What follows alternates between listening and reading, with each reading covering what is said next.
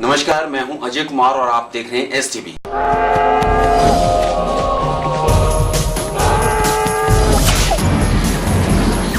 कंकाल जी, इस शब्द के कान में पड़ते ही शरीर थोड़ा कंपकपा जाता है। कंकाल मिले भी हैं और ये सवाल भी खड़ा कर रहे हैं कि यह कंकाल आ कहां से रहे हैं। यह कंकाल पशुओं के हैं। इन मरे हुए पशुओं का चमड़ा किसने उतारा और इतनी अधिक संख्या में ये पशु मरे कैसे, ये अभी रहस्य ही है। सबसे पहले आपको दो तस्वीरें दिखाते हैं जिनमें सिर्फ आपको नजर आएंगे कंकाल ही कंकाल।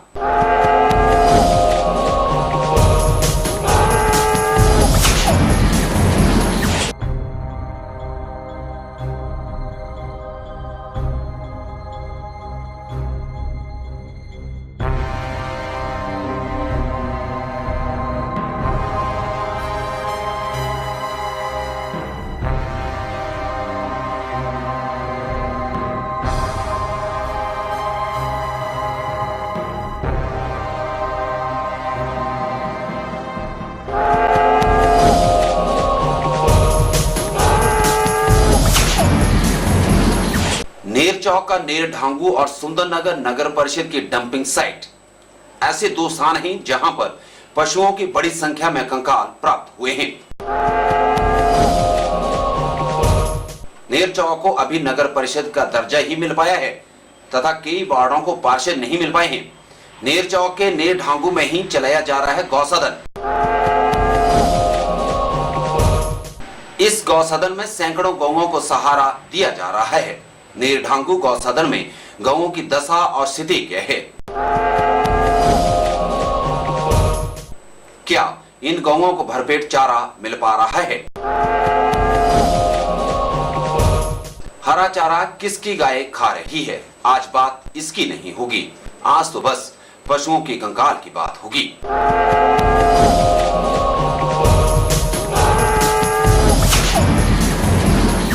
नेर ढांगू गौसदन से चंद मीटरों की दूरी पर ही आवारा पशुओं के ऐसे कंकाल मिले हैं जिनकी खाल गायब है और ये कंकाल खुले में फेंके गए हैं।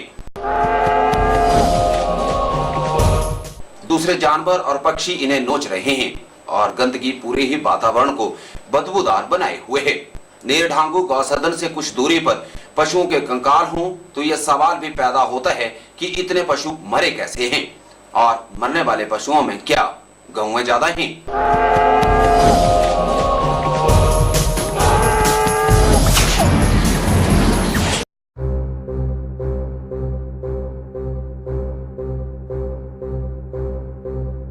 नेर ढांगू में पशुओं के कंकाल। गौसदन से चंद मीटरों की दूरी पर खुले में है पशुओं के कंकाल। एक साथ कई पशुओं के कंकालों ने खड़े किए कई सवाल।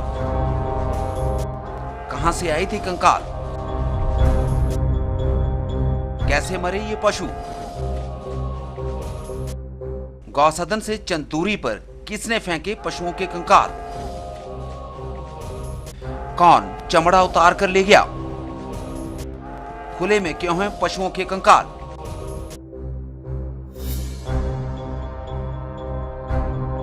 ये कुछ ऐसे सवाल हैं जो खुले में बरामद हुए पशुओं के कंकाल मिलने के बाद पैदा हुए हैं। ये जो आप तस्वीरें देख रहे हैं ये नेर ढांगू की हैं।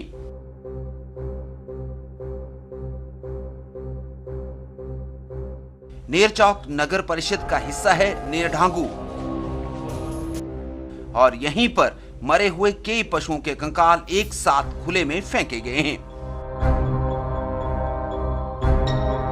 नेर ढांगू का ये जो स्थान आप देख रहे हैं ये सुकेती खड़ का भी किनारा है और यहीं पर मरे हुए जानवरों के कंकाल का जखीरा बरामद हुआ है।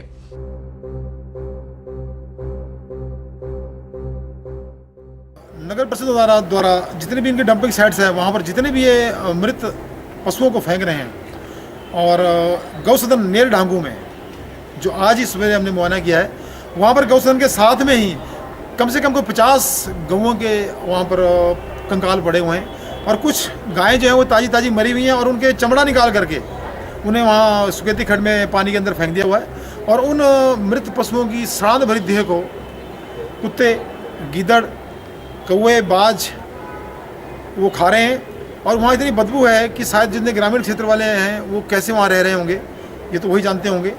लेकिन गौ सदनों में गायों का मरना और मर करके उनको विधि से ना दफनाना, ये अपने आप में बहुत बड़ा जघन्य अपराध है। और वहाँ सड़ने को जो वहाँ बदबू उठ रही है, उसे पूरा का पूरा जो पंचायतों के लोग भी प्रभावित हो रहे हैं, ये उससे बड़ा भी जघन्य अपराध है।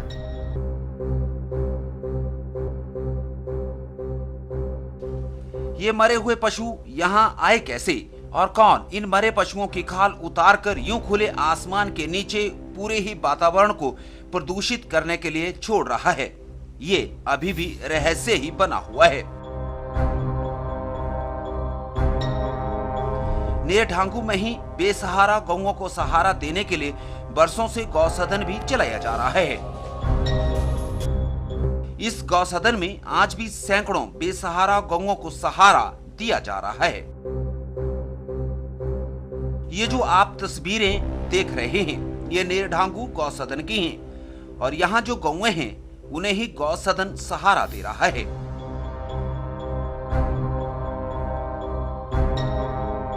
इसी गौसदन की चंद मीटरों की दूरी पर आप ये जो पशुओं के कंकाल देख रहे हैं, ये सवाल पूछ रहे हैं कि इसके लिए जिम्मेदार कौन है।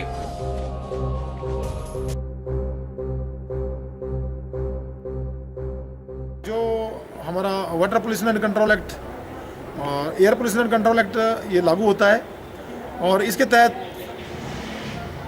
हमारे मंडी बचाओ संघर्ष मोर्चा ने निर्णय लिया है कि अगर 3 दिन के भीतर उन मृत गायों की देह को वहाँ से हटाया नहीं जाता, दफनाया नहीं जाता है, तो इसकी शिकायत हम जिला सत्र न्यायाधीश को करेंगे, जिसके ऊपर कि इनके ऊपर कानूनी कार्रवाई भी हो।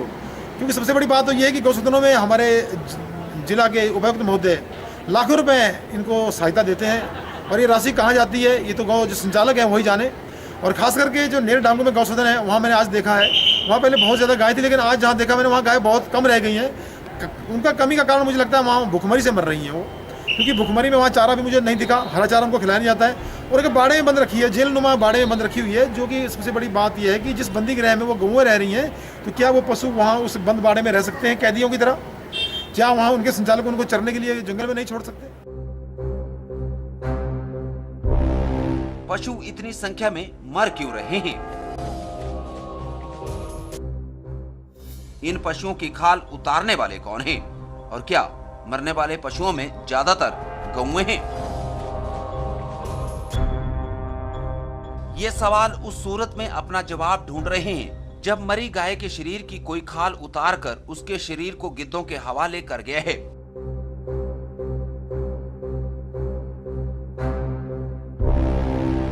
गर्मी का मौसम है और मक्खियों की भरमार है। ऐसे में क्या यह माना जाए कि बदबूदार वातावरण किसी को बीमार नहीं करेगा? क्या प्रशासन इतनी जहमत उठाएगा कि यह पता चल सके कि पशु मर क्यों रहे हैं? या फिर इन बेजुबान पशुओं की तरह ही गूंगी बहरी व्यवस्था में ये सवाल भी मौन ही हो जाएंगे और समय के साथ मरे पशुओं के कंकाल स्वयं ही मिट्टी के ढेर में तब्दील होकर सारे सवालों को ही विराम लगा देंगे? अगर गाय मर रही है तो उनकी संख्या का पंजीकरण हमारा जिला प्रशासन क्यों नहीं करता है? गायों का मरना, उनका पंजीकरण और नई गाय जो भर्ती होती है, एक रजिस्टर के ऊपर उनकी हाजिरी भरी जानी चाहिए, जिससे कि हमारे धर्म के अनुसार, हिंदू धर्म के अनुसार हमारी गौ के अंदर 33 करोड़ देवी देवताओं का वास है। तो क्या हमारे हिंदू लोग क्या उस गाय की कदर नहीं कर सकते जो सुबह शाम जो लोग आरती उतारते हैं, धूप बत्ती तस्वीर के आगे करते हैं, भगवान श्री कृष्ण की पूजा करते हैं, जहाँ गौ भी साथ में दिखाई जाती है? तो क्या हमारे हिंदू धर्म में लोग जागरूक होकर के इकट्ठे होकर के क्या अपने इस धार्मिक प्रतीक गौ को बचा नहीं सकते? हरिद्वार में गाय की पूंछ पकड़ करके आप वहाँ पर अपने पितरों का श्राद्ध करते हैं, या हम कोई भी अनुष्ठान करते हैं, हमारे जितने भी हमारे चबरखे होते हैं, जितने हमारे मौत के बाद जो क्रियाएं हैं, उनमें गौ का एक बहुत बड़ा योगदान है। तो क्या हम इस पूजनीय पशु को इसी तरह अगर मरता हुआ छोड़ देंगे तो हमारा धर्म ही मर चुका है। अगर जिस दिन गाय नहीं होगी उस दिन हिंदू धर्म भी शायद उसका नाश हो चुका होगा। तो क्या हिंदू लोग जो एक आस्था रखते हैं गौओं के अंदर, क्या वो एकत्र होकर के हमारे साथ नहीं चल सकते? अगर हम तो कोशिश कर रहे हैं, अगर जनता नहीं चलती है, हमारा समुदाय नहीं चलता है, तो इसके लिए वो खुद ही जिम्मेवार होगा।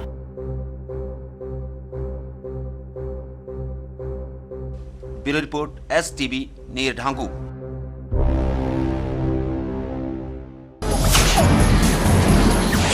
यहां हम आपको ये स्पष्ट कर देना चाहते हैं कि हम किसी की जिम्मेदारी तय नहीं कर रहे हैं और ना ही किसी पर दोषारोपण कर रहे हैं। नेरढांगू गौसदन से कुछ दूरी पर पशुओं के खाल, उथड़े कंकाल बड़ी संख्या में बरामद हुए हैं।